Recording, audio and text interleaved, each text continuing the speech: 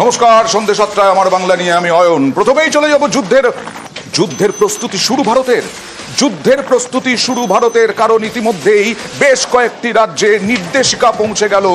সেই নির্দেশিকায় কি রয়েছে, সেই নির্দেশিকা কেন, সেই নির্দেশিকায় কি রয়েছে, কোন কোন রাজ্যকে বলা হয়েছে, সেই নির্দেশিকায় কি রয়েছে, কোন কোন রাজ্যকে বলা হয়েছে, কি বলা হয়েছে, যুদ্ধের প্রস্তুতি কেন বলা হচ্ছে, সরাসরি চলে যাব আমার সহকর্মী অতনুর কাছে। অতনু, এখনো পর্যন্ত এমএইচএ থেকে একটা নির্দেশিকা দেওয়া হচ্ছে বেশ কিছু রাজ্যকে, যে রাজ্যগুলো মূলত ধরে নেওয়া হচ্ছে যে সেগুলো বর্ডার সংলগ্ন রাজ্য। সেই রাজ্যগুলোকে বলা হচ্ছে কি না, প্রস্তুত থাকতে হবে, যদি এয়ার স্ট্রাইক হয়, পাকিস্তান এয়ার স্ট্রাইক করে, তাহলে কি করতে হবে তার জন্য।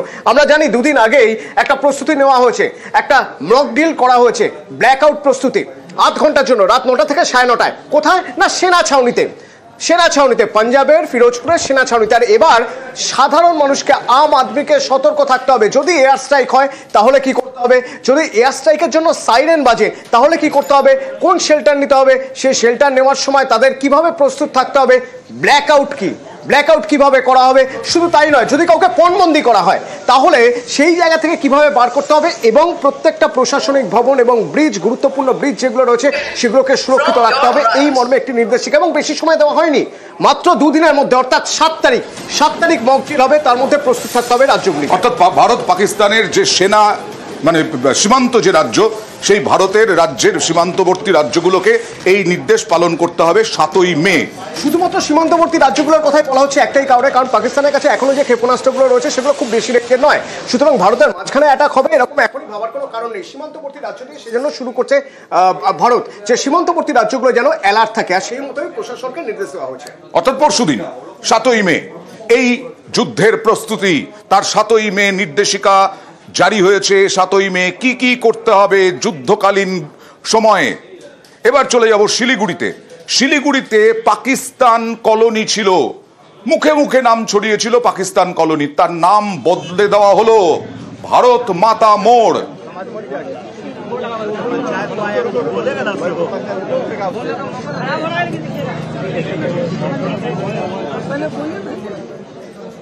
आपको पहले वीडियो के पास जाना चाहिए ना भैया, बात समझिए, आपको पहले वीडियो के पास जाना चाहिए। आपको ऑथोरिटी किसने दिया? नहीं, आपको ऑथोरिटी किसने दिया? ये आपको किसी ने ऑथोरिटी दिया? हमारा पंचायत दिया, हमारा प्रधान दिया, हमारा विधायक दिया, हमारा समाज का लोग दिया, किसी ने नहीं दिया। आपको जाके लगा। শিলিগুড়ি থেকে রয়েছেন আমাদের প্রতিনিধি পার্থ। কেন পাকিস্তান কলোনি নাম হয়েছিল এবং এটা চলেই আসছিল?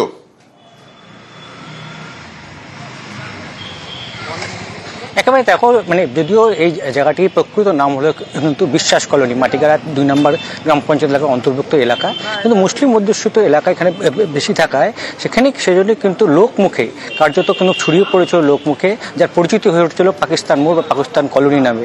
আর এই পেহেলগাঁও ঘটনার পর থেকে আমরা জানি পাক বিরোধী গোটা দেশ জুড়ে যা চলছে, তারই একটা অংশ হিসেবে কিন্তু আছে বঙ্গীয় হিন্দু সমাজ।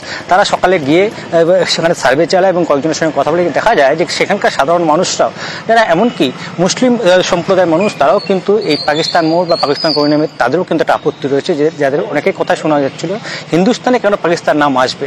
কিন্তু আজ যখন এই নামকরণ বদলে দেওয়া হলো ভারত মাতা মোড় বিশ্বাস কলোনি মাটিগাড়া লিখে, সেই সময় কিন্তু সেই এলাকার বাসিন্দারা যারা আপত্তি জানায়, তাদের একটাই আপত্তির কারণ যে নাম বদল হতে পারে, কিন্তু কেন এখানে রাজনীতিকরণ করা হবে।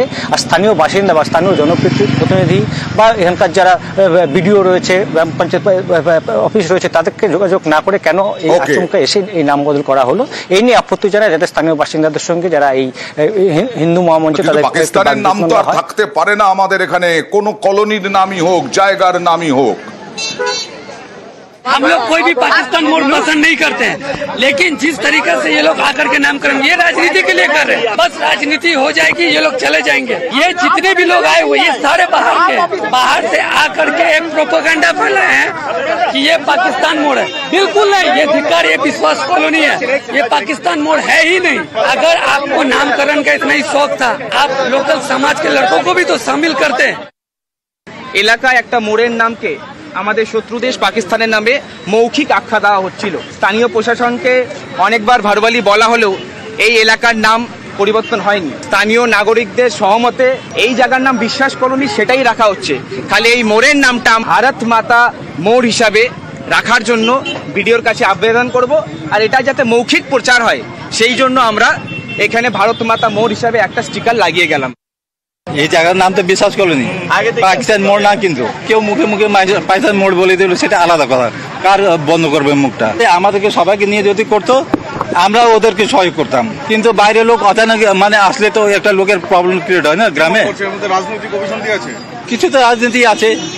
নাম নিয়ে কোনো আপত্তি নেই আপনাদের? নাম নিয়ে আপত্তি। ঘরেই নাস্তানাবুদ পাকিস্তান।